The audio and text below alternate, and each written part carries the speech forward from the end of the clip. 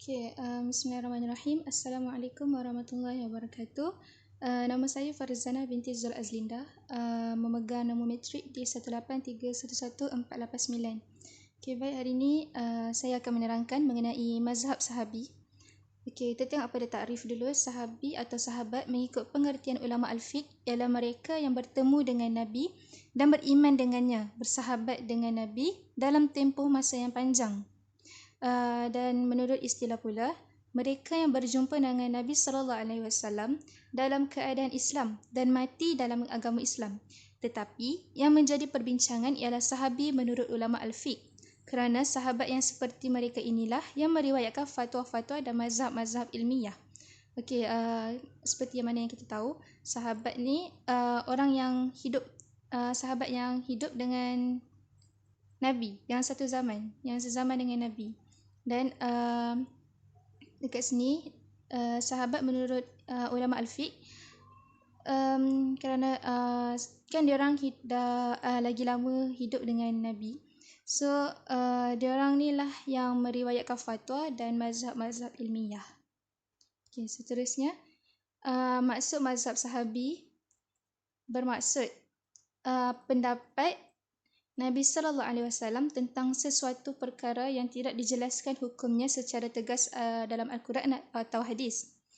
Abu Zahra menyatakan mazhab sahabi terdiri daripada beberapa bentuk, iaitu apa yang disampaikan oleh sahabat itu adalah berita yang didengarnya daripada Nabi SAW, tetapi tidak menyatakan bahawa berita itu sebagai sunnah Rasulullah. Yang kedua, sesuatu yang disampaikan itu adalah hasil pemahaman sahabat terhadap ayat Al-Quran yang orang lain tidak memahaminya. Yang ketiga, sesuatu yang disampaikan oleh sahabat itu telah disepakati lingkungannya. Dan yang keempat, apa yang disampaikan oleh sahabat merupakan hasil pemahaman dalil-dalil kerana kemampuannya dalam bahasa dan penggunaan dalil. Yang pertama ni, apa yang disampaikan oleh sahabat. Ni diorang kan hidup sezaman dengan Nabi, so mestilah diorang dengar apa yang Nabi sampaikan, tetapi apa yang diorang dengar tu, diorang tak bagi tahu yang tu adalah sunnah Rasulullah. Yang kedua tu, ni adalah hasil pemahaman sahabat, hasil pemahaman diorang sendiri terhadap ayat Al-Quran yang orang lain tak boleh nak faham. Ni hasil pemahaman sahabat sendiri. Yang ketiga, ni telah disepakati, mungkin diorang telah bersepakat, para sahabat ni bersepakat. Dan yang keempat, apa yang disampaikan oleh sahabat merupakan hasil pemahaman dalil-dalil. Ni macam yang nombor 2 tadilah, ni hasil pemahaman mereka sendiri dalam bahasa dan penggunaan dalil. Seterusnya, dalam menentukan kehujahan mazhab sahabi sebagai dalil syarak, maka dapatlah dibahagi ke dalam 4 jenis pendapat. Pendapat yang pertama, pendapat sahabat yang bukan berasal daripada hasil ijtihadnya. Ulama bersepakat bahawa boleh dijadikan sebagai hujah dalam menetapkan hukum bagi generasi sesudahnya. Yang kedua, pendapat sahabat yang disepakati secara tegas di kalangan mereka yang dikenali sebagai ijma' sahabat. Ni seperti mana yang kita dapat yang sebelum ni. Pendapat sahabat seperti ini merupakan hujah. Yang ketiga, pendapat sahabat secara individu tidak mengikat sahabat yang lain. Oleh kerananya sudah biasa di kalangan sahabat berbeza pendapat dalam sesuatu masalah. Ni biasalah bila kita berijma', maksudnya mestilah ada perbezaan pendapat antara sahabat ni dengan sahabat yang lain.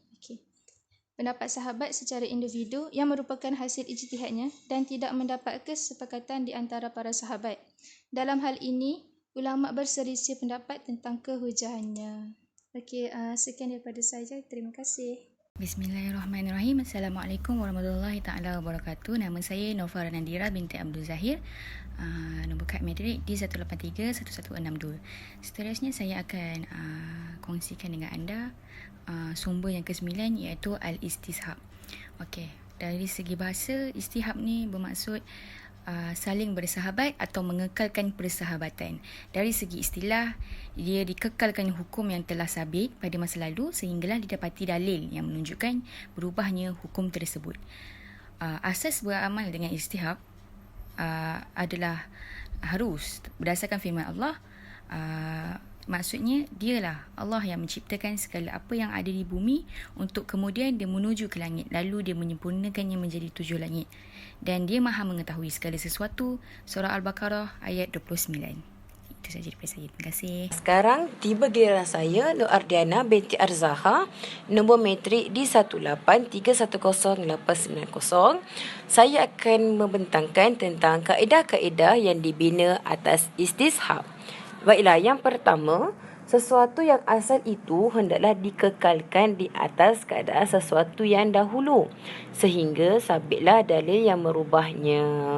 Maksudnya, apa perkara yang datang dahulu tak boleh berubah sehinggalah datang perkara yang baharu. Baiklah, contohnya, seseorang yang yakin suci namun ia ragu berhadas, ia dikira masih suci atau berwuduk.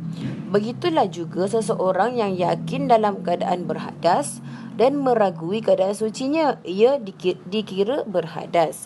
Kerana yang yakin tidak akan tidak dihilangkan dengan keraguan. Baiklah, ini contoh ini bermaksud jika saya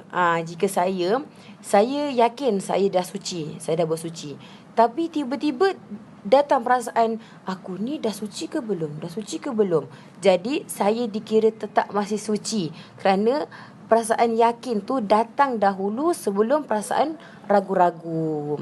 Sama juga seperti kalau mula-mula saya rasa saya ini berhadas, tiba-tiba saya rasa saya yakin, saya tetap dikira berhadas sebab berhadas tu perasaan berhadas datang dahulu daripada perasaan yakin. Baiklah, yang kedua, asalnya hukum pada sesuatu itu adalah harus. Contohnya, pensyariatan hukum minum arak. Pada zaman Nabi dahulu, arak tidak diharamkan seperti sekarang kerana perubahan zaman dan keburukan lebih banyak daripada kebaikan, maka arak diharamkan. Maksudnya dulu arak boleh minum, tapi oleh sebabkan datangnya perkara yang datang tu lebih buruk, maka akan diharamkan. Seterusnya ialah asalnya seseorang manusia itu bebas dari tanggungan. Contohnya, berlaku perselisihan di antara peminjam dengan pemberi pinjaman, di mana pemberi pinjaman mendakwa ia memberi pinjam barangnya dengan syarat peminjam itu memberikan imbuhan kepadanya. Namun, peminjam menafikannya. Diterima kata-kata peminjam kerana asalnya peminjam bebas daripada memberi apa-apa imbuhan terhadap barang yang dipinjamnya. Okey. Saya akan terangkan tentang contohnya. Mesti ada ramai yang paling sikit kan. Okey, contoh macam ini. Saya nak pinjam barang daripada kawan. Okey, kawan saya nama dia Ahmad. Saya nak pinjam barang daripada dia. Lepas tu, saya nak pinjam duit lah. Dalam RM50. Lepas tu dia kata, boleh, kau nak pinjam boleh. Tapi kau kena bayar lebih. Imbuhan tu maksudnya kena bayar lebih kan. Kau kena bayar RM60 macam tu. Oleh itu, saya ada hak untuk menolak, untuk menafikannya. Ini kerana asalnya yang datang dahulu tu peminjam saya bebas daripada memberi apa-apa imbuhan terhadap barang yang dipinjam. Terhadap apa yang saya pinjam dekat Ahmad tu, saya berhak untuk bebas daripada bayar imbuhan tu. Baiklah, yang terakhir, sesuatu yang sabit dengan yakin tidak akan hilang dengan syak atau keraguan. Contohnya, seseorang yang menggunakan barangan milik orang lain, seandainya ia syak bahawa pemiliknya tidak merelakan, hukumnya haram ia menggunakannya. Sekiranya ia zan dan menduga pemiliknya merelakan, hukumnya adalah harus menggunakannya. Okey, yang ini bermaksud contoh macam kita dekat rumah sewa kan. Jadi kita nak guna barang dekat dapur. Nak guna tapi tak tahu siapa pemiliknya. Dan pada waktu yang sama kita rasa, oh, ni barang kawan aku ni. Kalau aku ambil, dia mesti bagi sebab dia kawan aku. Macam tu. Kalau kita yakin kawan tu dia rela, jadi kita boleh ambil. Kalau kita rasa dan nak ambil tu, kita rasa macam syak, kita duga dia tak akan ambil, dia tak kasih kita ambil, maka kita haram menggunakannya. Sekian, terima kasih. Bismillahirrahmanirrahim. Assalamualaikum warahmatullahi wabarakatuh. Saya Nursyida binti Muhammad Yusof, nombor matrik D183111163. Okey, saya akan sambung sumber ke-10 iaitu syara'u man qablana. Takrif syara'u man qablana. Ia merupakan hukum-hukum yang disyaratkan oleh Allah kepada umat sebelum kita, iaitu ia diturunkan kepada rasul-rasul dan nabi-nabi yang terdahulu untuk disampaikan kepada umat-umat mereka pada waktu itu.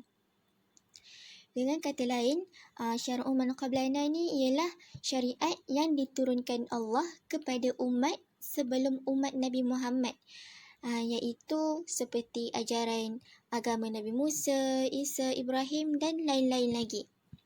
Apabila Al-Quran atau sunnah sahih ni menceritakan mana-mana hukum syarak yang telah disyariatkan kepada umat-umat yang terdahulu melalui rasul-rasul mereka dan telah dinaskan bahawa ia juga difardukan ke atas kita seperti mana difardukan ke atas mereka, maka kat sini tidak berlaku khilaf bahawa ia juga merupakan syariat kita dan undang-undang yang wajib kita ikut kerana syariat kita tu turut memperakukannya untuk kita. Seperti firman Allah, ya ayyuhallazina amanu kutiba alaikumusiyam kama kutiba alal ladzina min qablikum la'allakum tattaqun. Maksudnya, hai orang-orang yang beriman, diwajibkan atas kamu berpuasa sebagaimana diwajibkan atas orang-orang sebelum kamu agar kamu bertakwa. Surah Al-Baqarah ayat 183. Okey, apabila Al-Quran dan Sunnah ni menceritakan mana-mana hukum syarak dan adanya dalil syarak yang menasakh dan mengangkat hukum tu dari kita, maka tak ada khilaf ataupun tak ada keraguan ulama bahawa ia tak menjadi syariat kita kerana ada dalil dari syariat kita yang menasahkannya. Okey, maksud dia kat sini, kalau ada dalil yang sebut kita wajib buat macam mana umat-umat dahulu dah diwajibkan untuk buat, so kita wajib taat. Contohnya macam ibadah puasa dalam ayat Al-Quran tu kan. Allah sebelum ni dah perintahkan umat-umat terdahulu untuk berpuasa. Lepas tu ayat tu juga memerintahkan kita untuk berpuasa. Jadi walaupun puasa tu ialah syariat umat-umat terdahulu, tetapi disebabkan ada suruhan yang jelas untuk kita buat juga, jadi kita kena follow lah, kita kena ikut. Tapi kalau ada dalil yang jelas tunjuk bahawa syariat sebelum ni tak diperlukan dah, jadi tak payah ikut dah lah. Contohnya seperti hukum yang ada dalam syariat Nabi Musa, iaitu pelaku maksiat tak boleh menghapuskan dosa dia melainkan dengan membunuh diri sendiri. Okey, kalau kita tengok Islam sekarang ni, kita nak hapuskan dosa kita adalah dengan bertaubat, bukannya dengan bunuh diri. Yang kedua, pakaian yang terkena najis tak akan menjadi suci bersih melainkan kalau dipotong bahagian yang terkena najis tu. Okey, kalau dalam Islam sekarang ni kita nak hilangkan najis tu dengan bersihkan guna air apa semua tu je kan. Tak perlulah nak potong bahagian yang terkena najis tu. Dan ada jugalah beberapa hukum lain lagi yang merupakan beban yang dipikul oleh mereka pada waktu tu. Sedangkan sekarang ni Allah telah pun mengangkat hukum-hukum seperti tu dari kita.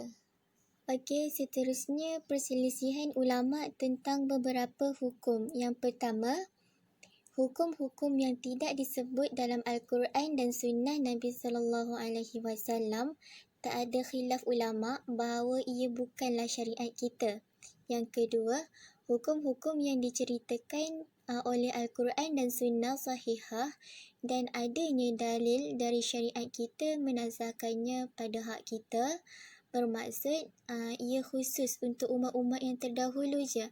Maka hukum seperti ini tidak menjadi syariat kita tanpa khilaf ulama. Yang ketiga, hukum-hukum yang terdapat dalam Al-Quran dan Sunnah dan adanya dalil dari syariat kita bahawa hukum-hukum itu juga diwajibkan ke atas kita seperti mana diwajibkan ke atas mereka yang terdahulu, maka hukum jenis ni adalah syariat kita juga tanpa adanya khilaf dan sumber pensyariatannya itu hukum-hukum syariat kita sendiri. Yang keempat, hukum-hukum yang terdapat nasnya dalam Al-Quran atau Sunnah tetapi tak ada dalil dari nas itu yang menunjukkan masih dikekalkan hukum tersebut atau tidak dikekalkannya bagi umat Muhammad. Jadi kat sini adakah hukum-hukum seperti ini dikira sebagai syariat untuk kita ataupun tak? Inilah masalah yang menjadi perselisihan di antara ulama kepada beberapa mazhab. Okey, yang pertama mazhab Jumhur Al-Hanafi. Dia cakap sebahagian ulama Maliki dan ulama Syafi'i berpendapat bahawa hukum tersebut adalah merupakan syariat bagi kita yang wajib untuk kita patuhi dan laksanakannya apabila dijelaskan kepada kita dan tidak ada dalam syariat kita dalil yang menasahkannya kerana ia sebahagian dari hukum-hukum ilahi yang disyariatkan oleh Allah melalui lidah para rasulnya, maka wajiblah kita mengikutinya selagi mana tidak ada dalil memansuhkannya. Maksud dia kat sini, syariat tersebut masih diguna pakai ataupun terpakai kepada umat Nabi Muhammad sekiranya tak ada dalil yang memansuhkan syariat lama tu. Okey, yang kedua, sebahagian ulama yang lain mereka berpendapat bahawa hukum tersebut tidak menjadi syariat bagi kita kerana syariat kita telah memansuhkan syariat-syariat yang terdahulu kecuali apabila terdapat dalam syariat kita adanya dalil yang memperakukannya. Okey, menurut Abdul Wahab Khalaf, pendapat atau mazhab pertama itu yang benar kerana syariat kita hanyalah memansuhkan syariat-syariat yang terdahulu iaitu hukum-hukum yang bertentangan dengannya sahaja. Lagipun dalam Al-Quran ada menceritakan kepada kita hukum syarak yang terdahulu tanpa dinaskan pemansuhannya. Maka ini adalah syariat bagi kita juga secara tak langsung kerana ia merupakan hukum ilahi yang disampaikan melalui Rasulullah sallallahu alaihi wasallam kepada kita sedangkan tak ada dalil yang mengangkatnya dari kita. Dan Al-Quran juga membenarkan isi kandungan ataupun apa-apa yang terkandung dalam kitab Taurat dan Injil. Maka selagi ia tak memansuhkan mana-mana hukum salah satu dari kedua-duanya itu, maka kat sini bermaksud ia masih memperakukan hukum itu untuk kita juga.